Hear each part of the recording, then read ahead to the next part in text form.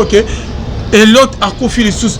Et ben ndeko oyo pasteur Lukao Alpha Lukao a voté pour la Moussa a confié les sous. Ce miracle après quelques jours de quoi qu'on faisait Lazare a confié. Par le bien après quelques jours il faut pas faire j'ai des compliqué n'a été. Lazare a confié. Mutalo après quelques jours, même une semaine. Écoutez-moi. Après résurrection, a confié les sous de l'homme. A confié sous. C'est qui a confié bon. Après, il faut confier pas à Moutou. L'éternel. Dans 2 jours, 3 jours. On en était. À Moutou. Je l'exemple de ma propre. Le miracle le plus facile, c'est la résurrection des morts. Ah bon? Oui. Le plus facile. Le plus facile. Bandeko bazo la nabiso c'est que koko na bango akufa kiawa. Corps est na mort. Bazo la nabiso malé. Oh là là. Le miracle le plus facile. Koleka ba miracle nyonso. C'est la résurrection des morts. Faut que tu n'as pourquoi. Non, on a pris ça gasi. Hello ba papa. Bien aimé dans le Seigneur bazo la nabiso. Et monsieur Romien Lengi. Okufa la koko. Corps na dans la morgue.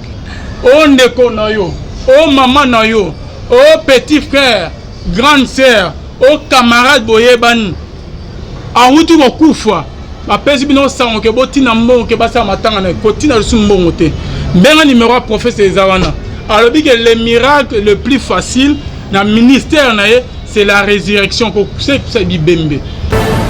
Et l'équipe a m'aidé l'équipe à publicité papa ya la caméra au pambola nzambe pour li kabwe ko sala tant que ministre de Dieu nzamba ko benga c'est na bonzambe lola réseau futa bien aimé dans les seigneurs simana to ya ko ba nzamba boye to croyez lisusu wapi na manso azo saira biso bien aimé merci na ba nyos to bazola na biso merci na ba o basutena musaloyo financièrement là je vois de konabiso Bobette Maria, Bobette Mpova, l'angolaise depuis Italie, Motema Papa, Fernando, Pedro, Pena Pasteur, Feza Missi à la bouche autorisée de l'éternel en Gamoziri, na Philo Mukoya Motema Bivens, Domo depuis Londres, Maman Gisèle, Lukelo, Motema Papa Emmanuel à Boston, et frère Papi Kongena, tous toujours album sorti, album qui sera sauvé, na Maman Mami Munga, Motema Papa Blaise, Munga Topé sur Moté. Rien que la vérité, le lot au soigné, Bamasolo, il y a bien aimé dans le Seigneur. Il y a résurrection, il y a miracle, il y a résurrection. Il y a il Afrique du Sud, bien aimé. Il y a différentes émissions, tout ça. Les émissions, le lot est dans la Moussela Nzamimoko. Il y a Télémi Kolobake. Après Joël, Francis Joël, prophète, il y a publié qui miracle. Il y a pasteur, il y a bien père spirituel, bien aimé dans les seigneurs. Mais on n'a pas compris, pasteur Moropeke Bazabamina, prophète Joël Francis. Même miracle a publié qu'il y a père spirituel, Francis Joël, à qui on l'a sur Facebook. Et là qui signe. Francis Joël a Balouki, à Monipe qui m'a commandé, il a boulou et qui n'est pas père spirituel ou comment. En tout cas, toujours c'est la prophète Francis Joël. Je suis très bien. Je suis bien.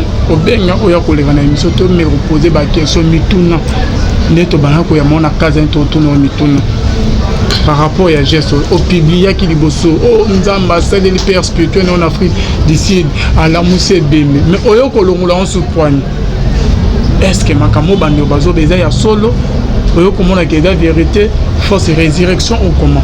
Mais et dans de comment tout ça prophète l'homme de Dieu ya télémi kolobake après Francis Joël miracle waniza il y a solo azo confirmé. Mais avant la bande émission tout dans la prophète Joël et prophète Gédéon Bekanga Shalom. Shalom papa. L'homme de Dieu na émission lelo et dans un confrère mo a banana au mitono. Et par après on a continuer. C'est pas un problème, je suis disponible. Lelo nazoti que la quitte nanga notre frère confrère qui n'est pas présenté, vous les connaissez très bien, Alain Dele. Est-ce qu'Alain Dele ko aider nga oya ko na plateau? Hein? Na tikolo quitte na Alain Dele et par après on a ko to vasi.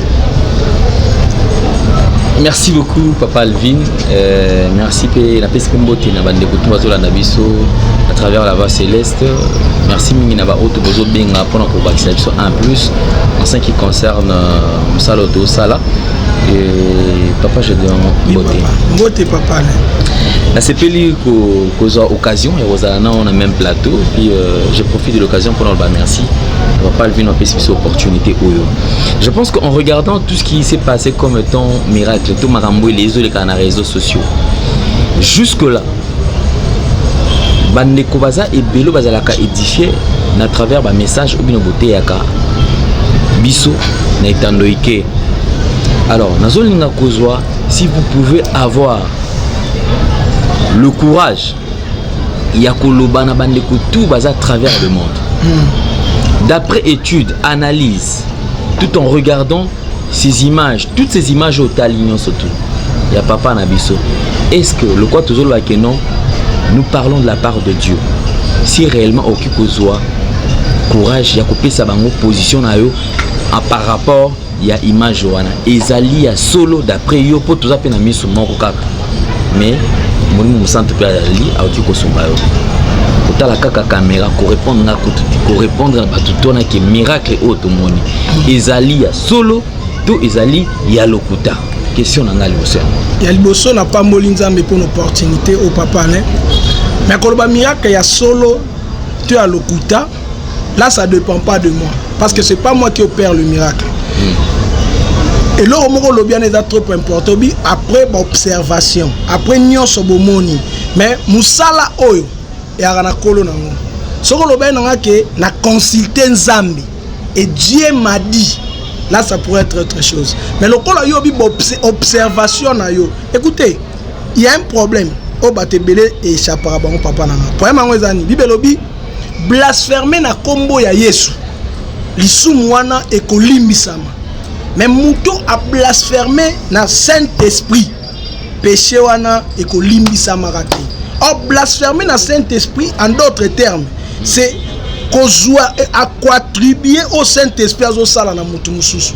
Donc moi étant que homme de Dieu si je voulais parler de miracle plus dans le baboui na consulter nzambe Dieu m'a dit ça.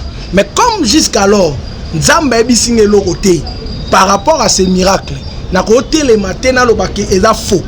Donc pour nangai, na croyance nangai, na foi nangai, résurrection de mort d'ailleurs, étant qu'un homme charismatique, c'est le miracle le plus facile na ba miracle nyonso. Le miracle le plus facile, miracle c'est la résurrection de mort. Ok, pas de souci, pas de problème. Je crois quand même qu'il y a moi réflexion tout en regardant toujours makam oyo ezali kolekana lelo. Tout à l'heure je pense que autour de la Saint-Esprit, c'est-à-dire que makamozo loba ceux qui n'a tenu question na kiboyo moko boye peut-être aux la façon sur qui kolobela mais local la nazala plus basé sur le Saint-Esprit parce que aux au service de Saint-Esprit. Amen. Alors tozonga momuke na makambo tout oyo zelelo zolikana awa. Moi le plus grand souci nazana ngo c'est mettre quelque chose dans kati ya mitema ya peuple de Dieu. Amen. Parce que vous savez que ezana bande comme susu na kati anda ko mona mtu ça fragile, c'est-à-dire akwa choqué. Mtu msoko mona azane sans foutiste. Ataba fingi papa et le bed na yepé et loko mon côté. Et en parlant tout ça puisque makamutu ezoloba maana na kombo ya Jésus-Christ. Est-ce qu'aujourd'hui, vous pouvez avoir un message pour qui adresser na bandeko nyon surtout où va se sentir choqué, dérangé, où va se sentir peut-être libanda ya makam où va mesana koyoka tout en regardant bien sûr tout va animer là aux alliés sous Christ. Mais mon papa, c'est que les gens oublient. Dans la création, Dieu a utilisé 4 formes pour créer l'homme. La première forme, on a utilisé pour créer Moutou. Babi a joué poussière, a soufflé na poussière et comme Moutou, Adam. Deuxième forme, Babi Adam lali na muku wana ende babi misi Ève. Deuxième Moutou Nzamba créé. Troisième Moutou Nzamba créé Babi Adam koni Ève ne baboti Caïn Abel. Et quatrième Moutou Nzamba eko créé Babi molimo eboti si Moutou. Le Saint-Esprit est pessi marisé minde baboti Yesu. Or le médecin baebi sibiso balobi pour na koyeba mwana mutu faut test Aden. Donc ce qui toke na Aden, vrai papa Jésus c'est le Saint-Esprit. Or Jésus en vrai dire c'était un esprit sur la terre. Mais place croyance na biso efandi tozo ndimela nde molimo wana. Alors lokola to ndimela ka molimo to longwa ba philosophe. tout l'ongwa ba religieux. Le christianisme est une religion, c'est un dogme, mais c'est une vie. Yango moni ba makambu ba bramba bika biso to ko bika te parce que les ba bramba zaka ba croyants. Donc il croit à tout ce que l'esprit lui dit. Biso lelo na tourna biso tozui ba enseignement na ba réflexion, na ba principe. Dieu reste Dieu et Dieu n'a pas changé. Na zo bisa moi na nzambe nyonso Jésus a lobby. Ils opéreront le miracle à mon nom. Ils guériront le malade, ils chasseront le démon. Mais je leur dirai, nani oloba. Et là Yesu. Je vous ai jamais connu. Je vous ai jamais connu. Mais mutoyo oloba ngo ezangate, eza yote papa le, eza Yesu. Mukolo Yesu ye moko akoya. Nde akoloba yo na tikala koyebote. Mais siko biso nde tozo travailler awa. Le miracle est un des fondements du christianisme. On ne peut jamais dissocier l'évangile de Jésus et le miracle. Donc c'est-à-dire lorsqu'on parle de miracle, il y a un tata Yesu, Yesu abotami tata ne molimo. Makamu nyonso ya nzambe c'est le spirituel. Yesu mutu nyonso ate aka Yesu, il faut abando croire na surnaturel. Surnaturel est vie. Et sa vie, d'accord. Mais ce que tout en parlant d'un surnaturel et tous les miracles, c'est vrai que tu peux dissocier en côté. Mais est-ce qu'une église peut être fondée seulement sur le miracle? Parce qu'actuellement, apparemment, c'est comme si le miracle n'est pas la branche principale de l'église. Ce qu'on y a à côté, autant la dans l'église. On parle moins du nom de Jésus-Christ, mais c'est plus. Tu verras ceci. Tu as le Bosso, au visa, au salani. C'est-à-dire, c'est comme si le miracle c'était ça. Et il y a des qui n'est pas principal. Il y a l'église. Oui. Pourquoi je dis ça? Marc 16, 17, lobby. Voici le miracle qui accompagneront tous ceux qui auront crié. Dans Moutounio, soison dit ma combo Yesu étant que supérieur, étant que maître de l'esprit. Bisoto Luka miracle, mais totalement la miracle. Donc la première des choses d'abord c'est Jésus-Christ. Voilà. Ceux qui auront crié à mon nom. À mon nom. Si tu crois seulement au nom de Jésus, le miracle devient ta vie. Donc le miracle vient après le nom de Jésus. Après. Ok.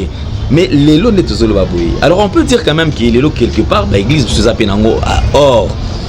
Principe parce que sous-bassement ils ont Jésus-Christ. Donc c'est-à-dire ceux qui montent à Jésus-Christ n'est pas un miracle automatiquement, c'est-à-dire le miracle accompagne. Oui. Mais pourquoi est-ce que les lots Jésus-Christ comme tient la seconde position, mais le miracle ils ont prendre le départ. Wana na ebité. Na ebu na forme ni mutakocha Yesu na position simate parce que muto ose kuse bembe. Muto akosa likambo aloba na suka neka au nom de Jésus.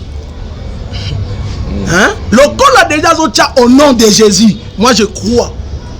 Que le miracle est possible. Mais est-ce qu'on peut croire, Papa Gédéon, qu'aujourd'hui plusieurs hommes de Dieu sont hors parce que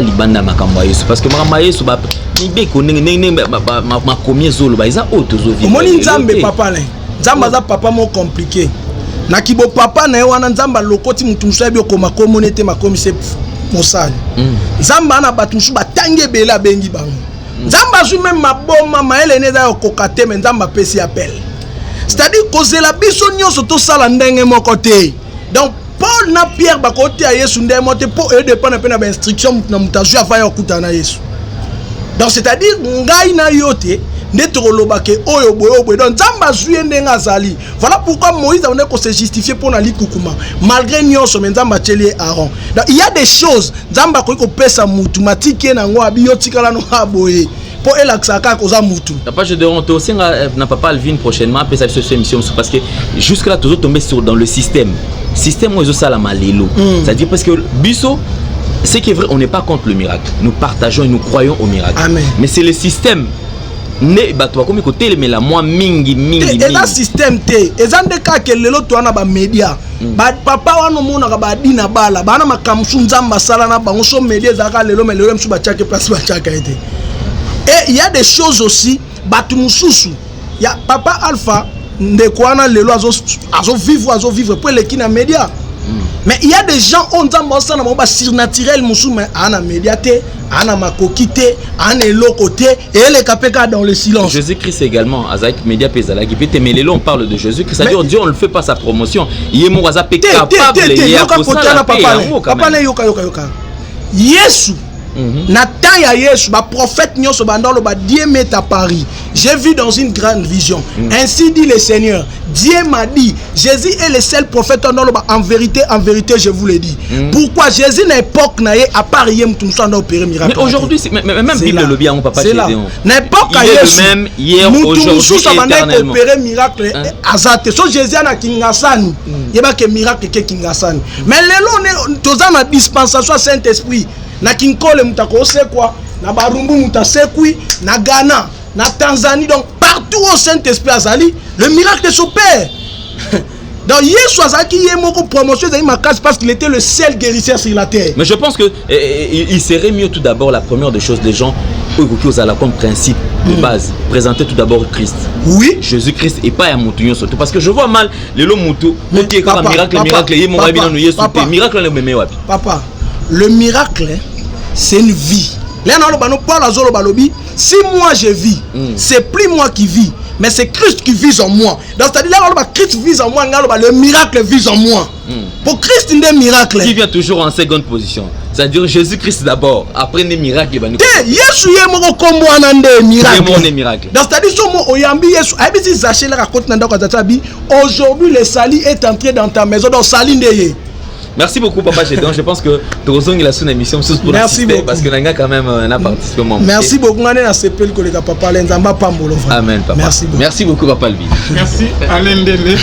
Bonzambe, na bonzambe, lola yezo futa simana to yaro bakenzama boto kwa. Prophète Gédéon. Oui. Na yoki yo vraiment ko bozo ba bien makasi na bano bazo landa biso. Miracle. Est-ce que yebi ke neto lo barake la manifestation des miracles n'est pas le signe que nous t'avons aux bien. Yokanga papa vie. Parce que yozo kumisa miracle. Le miracle c'est un don de l'esprit. Un don. Oyebi que ba magicien peut passer là ba miracle. Olobi magicien sans miracle. Mais y magicien sans miracle. Acha kombo ko connaître à tata na. Mais là au nom de Jésus. C'est que miracle nyon soit d'abord faux prophète. Oh bah c'est déguisé né bibezolo baké. Diaba ko se déguisé en âge de lumière. Attends comment Jésus yo faux nimango. Loko la tie kombo Yesu. Moi j'accepte ça pourquoi? Parce que la Bible dit mutu nyon surtout a ko blasphémer na Saint-Esprit. Péché est impardonnable. Alors, si on loko la nata oh c'est le Saint-Esprit qui opère. So mutalobi au nom de Jésus au moins nzamba salanga grâce na vie na prière nanga aloba nanga ke waneza faux. C'est que yozo ndimana yozo encourager bandimi ba o balanda ba miracle na sima ba continuer toujours na. Mais comment on peut parler de Jésus? Écoutez mon frère, si quelqu'un Aza chrétien ayambi Yesu na vine le quoi Seigneur et Sauveur. Le miracle c'est sa vie. Oh là là. Bongo na nyonde na biso na nyoyo oya abanko annoncer venir à Jésus-Christ. Jean-Baptiste miracle ni na sala. Mais miracle ezate kaka muta malade abiki. Miracle mususu ezali kande na lali na lamuki na tongo, c'est un grand miracle. Qu'est-ce que j'ai donné à Dieu moi? Mais quand on aide un prophète Gédéon résurrection islamine Afrique du Sud. Yande biso alpha du chaos. Ndeko biso mona mboka. Réaction no ezani tango yoki ba makamone panza na net. Réaction na ngai ebani na alpha du chaos te eza la biblique. Lorsque Lazare résurrection nyonso. Lorsque Lazare continue. Résurrection nyonso tout ememaka le pour et le contre. Et même ma positivité na négativité. Lorsque Lazare a sécoui, dans Jean 11 verset 46 si je ne me trompe pas. Babini, même bateau consoler Marie na Marthe. Là ba moni frère na banwa sécoui, ba msu ba glorifier Nzambe. Mais ba msu ba kofunda pa ba pharisien. Babi oboya boya bota. Donc c'est-à-dire miracle musa na ngwana. Et même maka positivité na négativité. Même Yesu na Matthieu 28. La Bible dit lorsque Jésus est ressuscité, batumsu babi gloire à Dieu. Mais l'air sacrificateur baye, bazui babi une forte somme d'argent dans Matthieu 28. Ba pesi ba soldat, boko lo ba disciple nemba ibinzoto. Donc et miracle wana dans ngoya solo. Miracle par la Bible dit parce que résurrection à Lazare comparant na ya Eliot te. Il y a Lazare pour des makasi. Des jours. Il y a Lazare. Il y a Lazare Koutou. Il y a Lazare Koutou. Aspect teinture ne bandoro bazolo. Il y a Lazare Koutou makasi. On les a pété. Papa Vin, pour ton information, étant qu'un homme surnaturel, je ne peux jamais le faire. Alors, moi, dans mon ministère, j'ai vécu 3 ou 4 résurrections boy. Est-ce que Nathan on a un barabino? Il y a des choses. soutenir na Genève. Est-ce que vous pouvez s'en entendre? Na Genève, lorsqu'avec la moni, Jésus Abisseni, Makambo moni, Koebisa Moutouté. Il y a d'autres choses. Zamba Rossel, loka intimité abinomi balé souti. Sans compter bateau balaki. Le miracle le plus facile n'a pas miracle c'est la résurrection des morts. Ah bon? Oui. Le plus facile. Le plus facile. Bandeko bazo la nabiso c'est que koko na bango akufa kiawa. Ko reza na mort. Bozo la nabiso malé.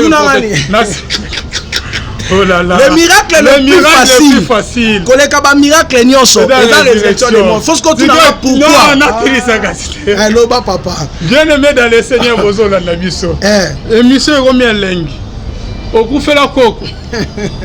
Quand on est dans la morgue. Oh ndeko na yo, oh maman na yo, oh petit frère, grande sœur, oh camarade boyebani. Awutu kokufa. Bapesi bino sango ke botina mbongo ke basa matanga na kotina lusu mbongo te. Benga numéro à prophète Ezawana. Alors que le miracle le plus facile dans le ministère c'est la résurrection ko c'est ça bibembe. Tozana caméra, bo benga biso numéro à prophète Ezadikolo. Tokenaka aussi si goloba. Ozobanga na banga ndeni yolo ba pesanga tala s'exprimer. Le miracle le plus facile yoka le miracle le plus facile c'est la résurrection de mort. Pourquoi? Bande ko benga biso nom émission na bino ezali bo benga biso ezali kolo bozana ibemena kimba 5 cotisation boti na mongote. Alors le miracle le plus facile c'est la résurrection to caméra na biso to ke na mort to ke eska encore ezato na mata to filmer bino moko bomona yoka ngasiko. Oui, le miracle le plus facile. Mais tu as un lobaka. En face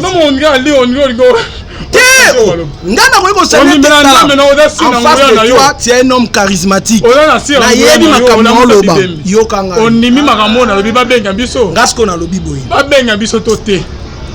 Na lobi boy. Miracle wana yok na répondre yo. C'est là na continuer idée na. Ba benga biso ndimaka na lobi boy le miracle le plus facile est la résurrection des morts. Yo il faut tout nanga pourquoi? Est-ce qu'on nimina ba benga biso? Olobi? Oui, on a nité. Soko sepeli ko benga benga. Mais yoka miracle le plus facile est la résurrection des morts. Pourquoi? Il paraît que on a limité ba basukisi lukao. Yoka, miracle le plus facile est la résurrection de mort. Pourquoi? Parce que pourquoi on se défendre aussi ici des autres qui ne question. Il faut l'expliquer pour comprendre. Deuxième émission Rosala. Le miracle le plus facile est le miracle nyonso et la résurrection de mort. Pourquoi on a deuxième? Il faut na loba yango. Pourquoi c'est facile? Parce que ebemba na fouaté. Foi homme de Dieu. Quand tu es devant un malade, il faut pour miracle s'opérer. Mais résurrection des morts et ben na fouaté. Ce qui yo mosala nzambe, o ana foi na yo. Ce qui peut me faire c'est na foi. Je te dis, le miracle le plus facile est la résurrection des morts. Parce que foi quand il y a mutu moko mtesala. Et ça double foi. Et ça foi quand il y a l'homme de Dieu. Songa moko na ole kananzela. Dieu m'a convaincu qu'il n'a prié les bébés. Pour la nuit, foi ko c'est quoi? Ako c'est quoi pour ngane mna na foi et ben marane na foi te. C'est quoi? Bande ko bozana kinto dana kin. Bozana ba matanga bibeme na morgue. Botina mbongo bakunda ngote. Bo benga numéro eza wana na se je demande quand to kela ba makamsusu ngana ba makamsusu. Adana fa ala musa bibembe. Prophète je demande quand. Ça va? Ça va? Ça va, avance. Okay, mais merci beaucoup. Yeba yango ke ebembe akana fouaté. Au moins ba yene liboso par pasteur Alpha. Le plus facile. Parce que quelqu'un qui est malade, mutu aza malade, il faut ngana cha foyer pas cha foi. Mais ebembe foi ezara ya mutu moko yo pasteur. Soki wana foi o affrontango.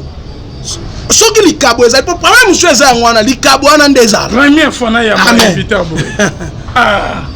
Émission toko bana biso. Avance. Waouh, oh c'est PC en magasin prophète de. Mais c'est facile. Pour yoga mtocha foi, Lazare azaka na foi te. Foi ezaka ya Yesu. Ndende que Elliot awuti ko se ko bongo. Il paraîtrait ba ne muso bazo be, il paraîtrait ba faire information ne ba kanyobo. Il paraîtrait que ce que Elliot akufi lisusu ebembo yo ndeko oyo pasteur Lukao Alpha Lukao awuti ko la musa akufi na lisusu ko miracle one après quelques jours de quoi akufi za ya Lazare akufa. Par le bien après quelques jours, le prophète Gédéon compliqué n'a été. Lazare akufa. Mutaloma Yesu. Après quelques jours, pas même une semaine. Écoutez-moi. Après résurrection, akufi sous l'obana. Akufi sous. Il paraît que non dans le toché na bongo. Celui qui akufi bongo. Après akufa pas à mutu. L'éternel dans 2 jours 3 jours. On en était. Ata mutu. Ngana je l'exemple moko de ma propre maman. Hein? Na otambo la suivi c'était un certain samedi. Maman zaka na problème à cœur na maman emo. Na komi na maman emo boye, bande ko na ngambo ko na epsi mboko docteur alobi motema ne kaboni 4 parties, tu vois. Mais na koti na kuté na docteur.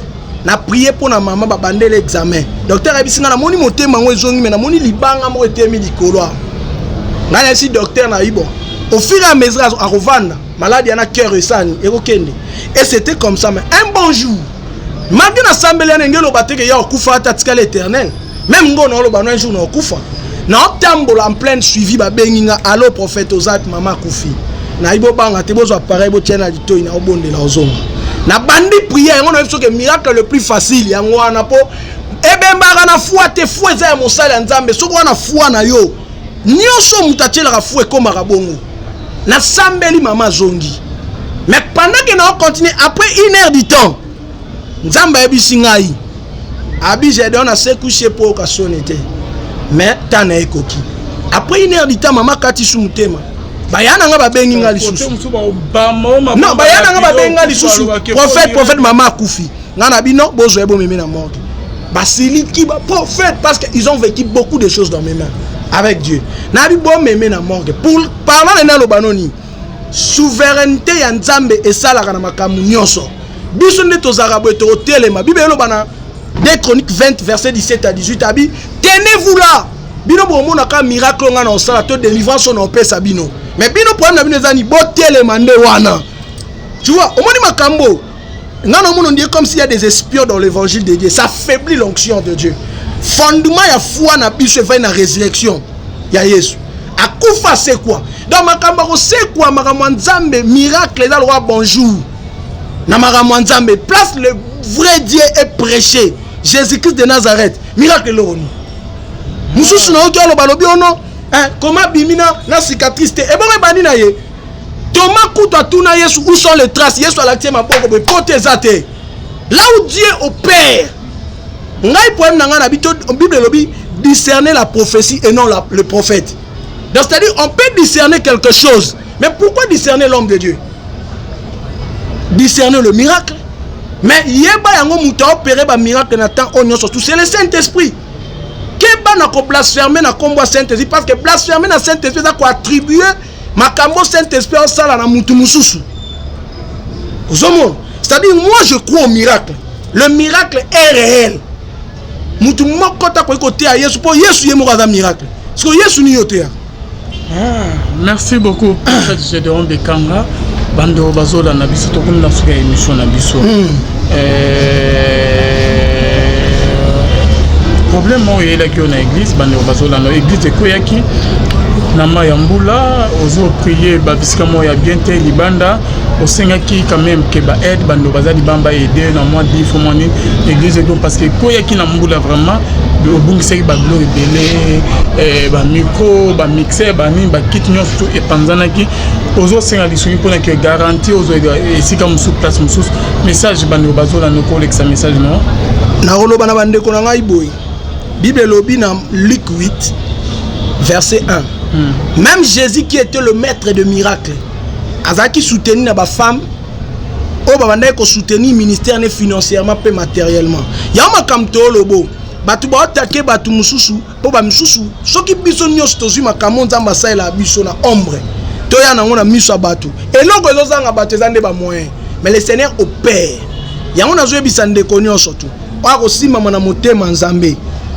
toza na besoin 10 francs na 20 francs non parce que toza vraiment na besoin garantie na limité kuna tozo ba garantie za ba 10 mois donc par mois on a place sous mois 300 mois 400 donc c'est-à-dire yango tozo senga na bino na nyonso kozana ngo contribuer na garantie église nzambe nzambe wana kozanga te ko pambola na n'importe quel domaine ya vie na yo ozo luka nzamba ko peso pourquoi tu na contact na biso oza maladie oza na problème oza na besoin ko tu na contact na biso yo pe mtongo soutenir musala nzambe songo ko ta contact na biso 089 69 71 785 numéro yanwana na yo moko soko bengi okozwa secrétaire to ozwa ngamoko prophète Gédéon Bekanga église eza na limité na 10e rue na avenue Nganchi numéro 32 sauf que lelo to prier na ba condition moko ya mabe makasi so mwambule beti moya ko prier za te mais na ngolo nzambe tozo continuer ko travailler mais tu as besoin de soutien à bino pour te faire déplacer église en Zambé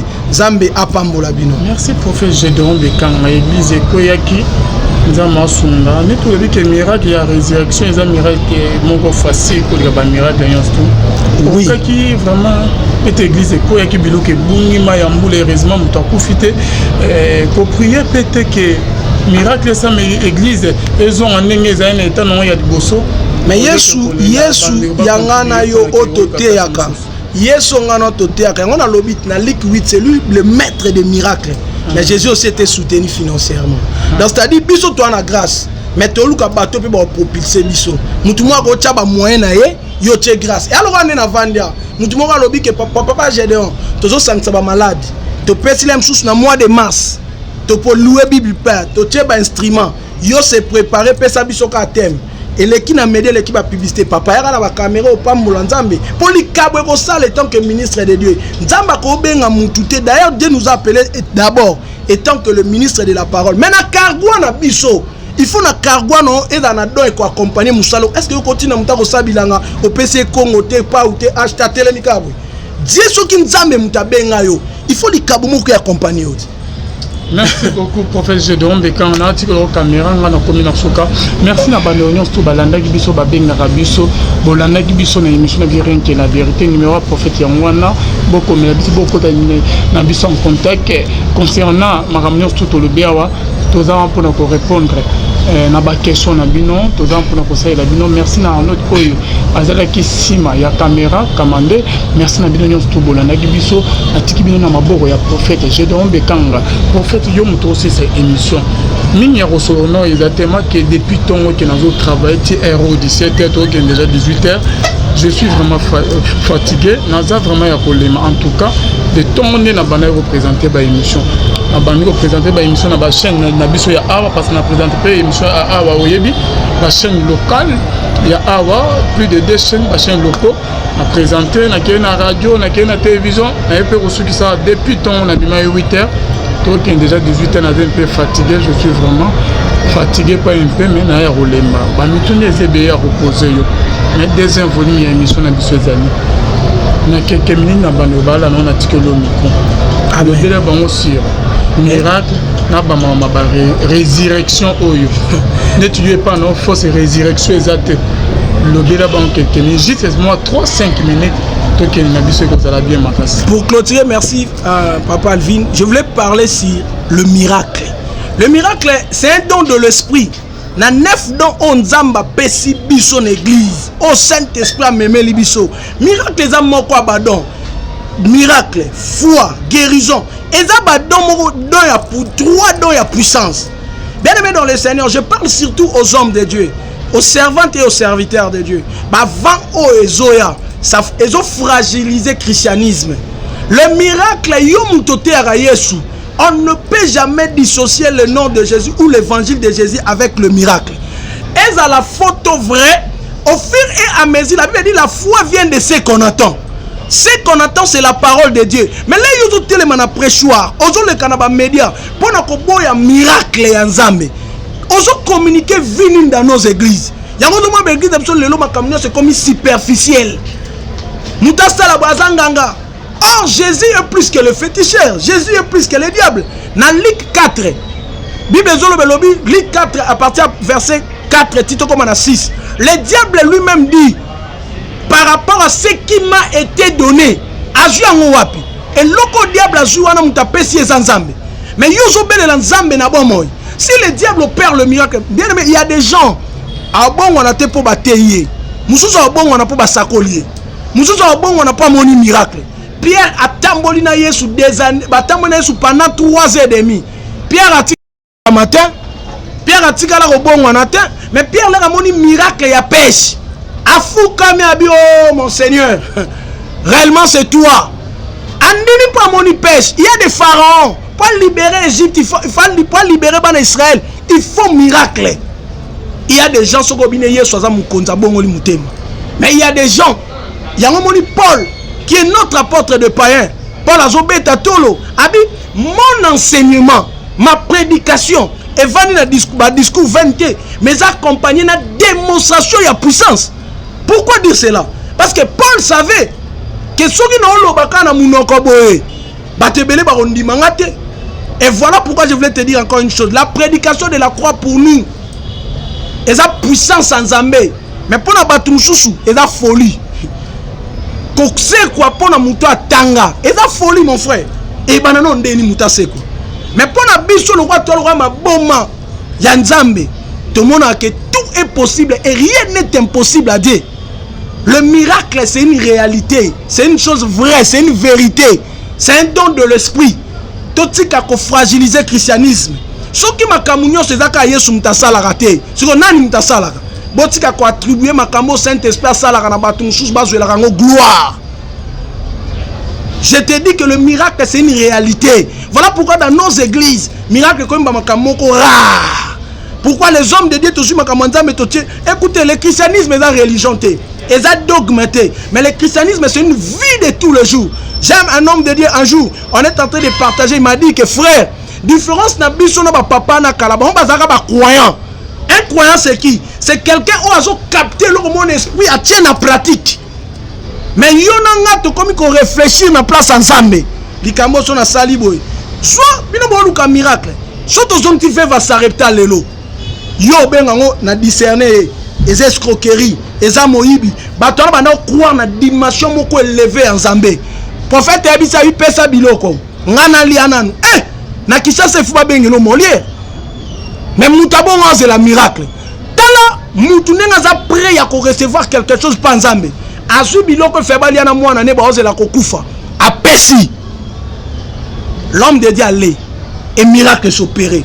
Quelqu'un qui croit au miracle, qui croit au surnaturel. Alongola ke loko liboso ba réflexion humaine. Sort dans le naturel. Hein? Naturel de bakoye biso que maladie est incurable.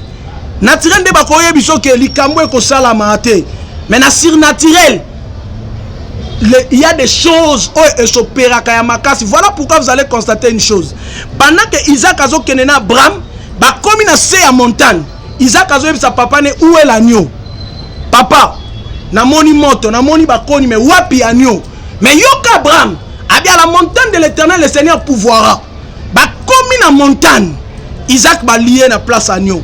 Mais Zamba zo bi Abraham tala na simana ou. Abraham pas mon agneau ma moni bélier. Agneau zanan.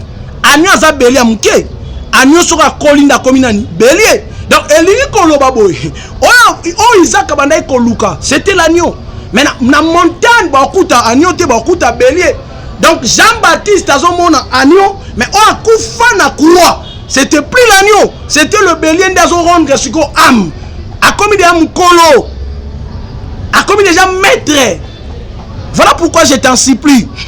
Tala moyibi o aleka na kirdamtin, aleka na batemtin, pour mon makamanda meza monde a foi. Abika soke na bokozino ko bossa na ngate. Moyibi akei. Abine le loto ozala na yo.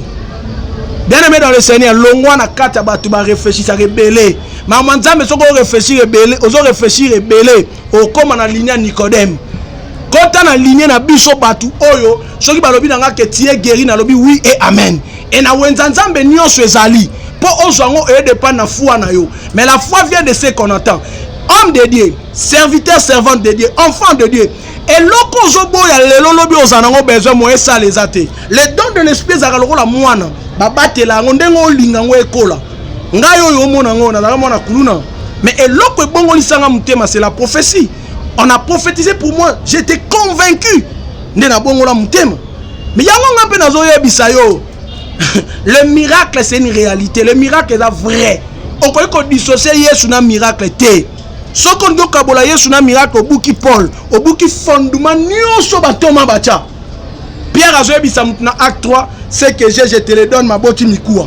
Wana yo expliquer mon ndé. Ce que ça qui n'époque na biso, to benga ngoni. Yozo luka miracle. Josué, ba ebisi mema ascha na mapeka me kota na mai kande za bongo. Jourdain mai munene. Mais babi ni pendant que Josué za ko avancer na Jourdain zo kauka. Lelo na tana biso yo benga ngoni. Tolobaka biso nyonso qu'il est le même hier, aujourd'hui et éternellement. Le Dieu de la Bible n'a pas changé. C'est un Dieu miracle. Je te dis que c'est un Dieu miracle. Nazoka atmosphère wana miracle siko ebanitala. Nzambe la Bible c'est un Dieu miracle. Oh non non mona tenzamba pesa ka misu na ba aveugle. Yesu apesa ka misu na ba aveugle, apesa ka mikuwa na ba koka seku sa ka bibembe. Le Dieu de la Bible c'est un Dieu réel. Mutako sa yote. Lo bana mto kutene no na yete lukaye. O mona ke nzamba za réel. Le Dieu d'Adina Bala, le Dieu de la Nzambe wana a se manifester na ba niveau msuna ba via batu yo ondimate. Sala na témoignage personnel na Saint-Esprit o croire na makambo na zoloba. Obika Nzambe, o mona Nzambe. Bien aimé dans le Seigneur, Paul na Silas na prison pikwa mi banani ba buki prison. Pierre alali na kati ya prison ba simbie na loboko muta simbie e bante mais Pierre maele ne ko zonga la bimili banda prison. Yo ko expliquer makamba bongo ndengeni. Ole matiso foi. Bien aimé dans le Seigneur, ba résurrecteur za makamami qui est panzambe. Panzambe résurrecteur ze lorote. Phénomène kuta makazi faut to réfléchir en deboy. Na biso nyonso tunde totambulaka nani akoyi ko se souvenir suna gu ya libela mama na bango. Momela yango. Biloko nyonso toliaka to yebi gu nango.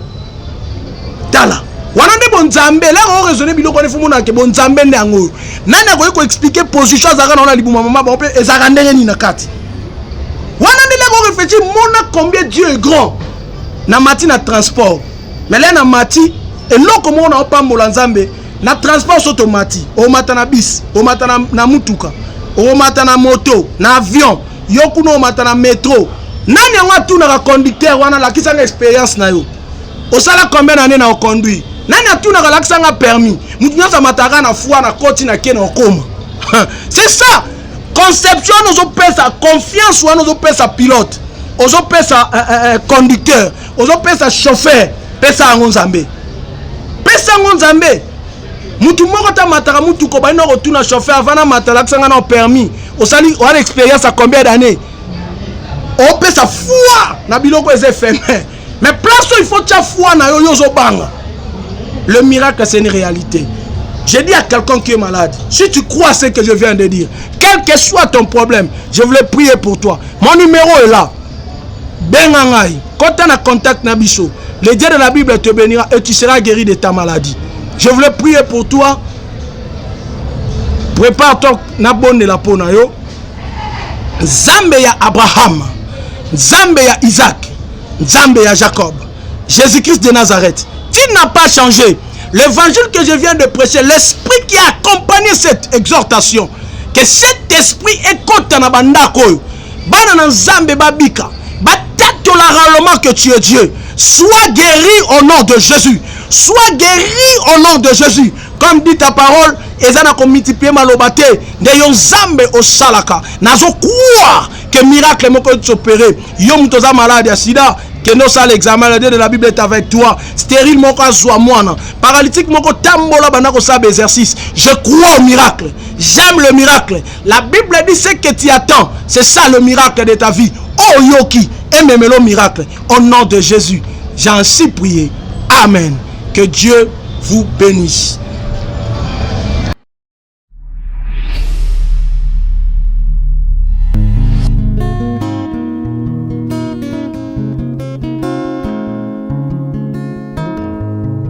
Le temps passe, elle ne s'arrête jamais.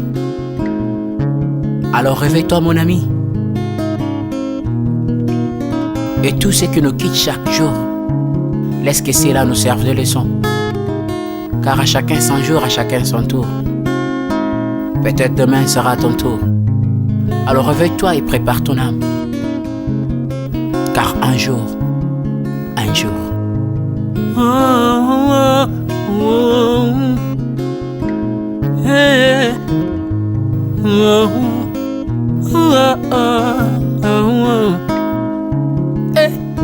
Le temps passe, le jour s'envole, s'en va si vite sans laisser de traces. Comment faire pour l'arrêter, car il nous amène vers le jour de départ.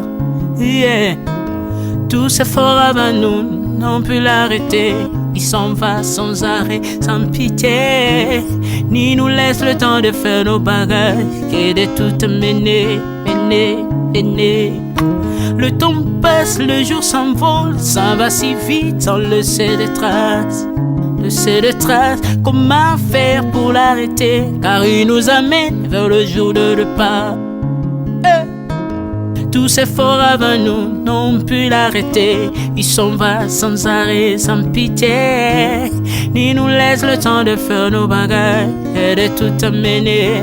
Il s'en va seul sans nous. Faut me perdre tout plutôt que de perdre son âme, À quoi bon tout gagner, ben sera que vanité. À quoi bon tout gagner, perdre son âme si l'on est censé de tout laisser. Moninga, verser le sang de l'autre, si demain sera le tour, tu seras seul comme dans un miroir. À quoi bon tout gagner, perdre son âme si l'on est censé de tout laisser. Moninga, verser le sang de l'autre, si demain sera le tour, tu seras seul comme dans un miroir. Où tu rendras compte devant le Seigneur toute ta vie sur terre. Après avoir tout gagné, l'on s'en va seul sans rien amener. Faut me perdre tout plutôt que de perdre son âme. À quoi bon tout gagner, demain sera que vanité. Faut me perdre tout plutôt que de perdre son âme. À quoi bon tout gagner, demain sera que vanité.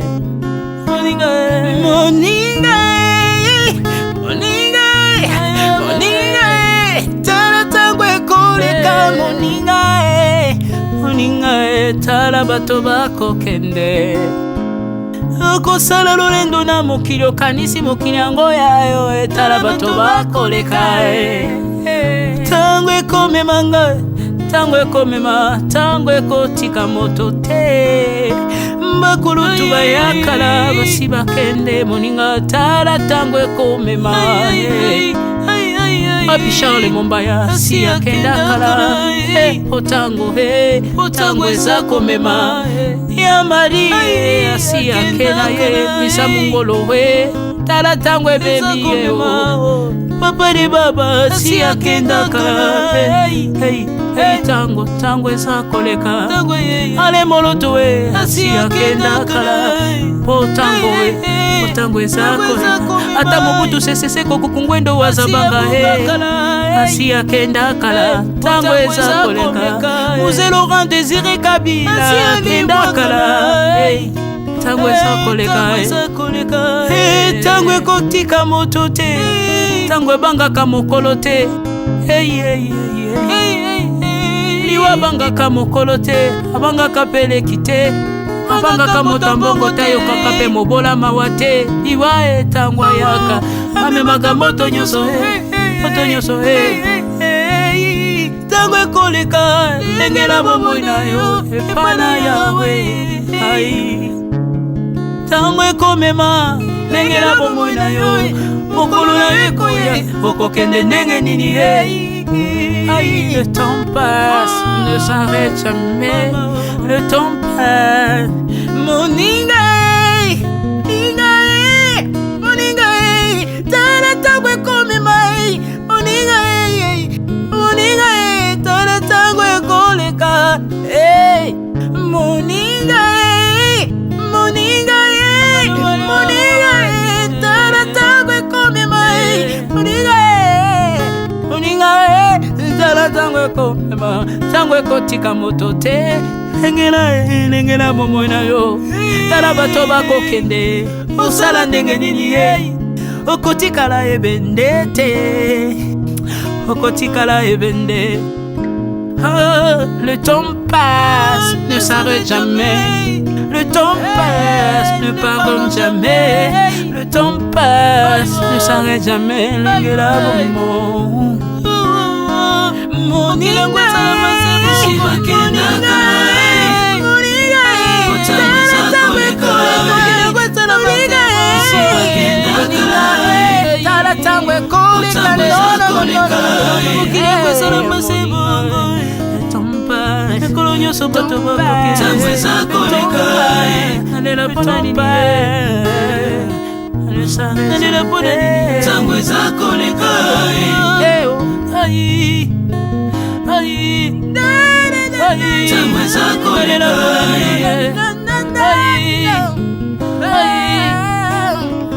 tamweza koleka le temps passe. Oh Alvin et Béa tala tango ekoleka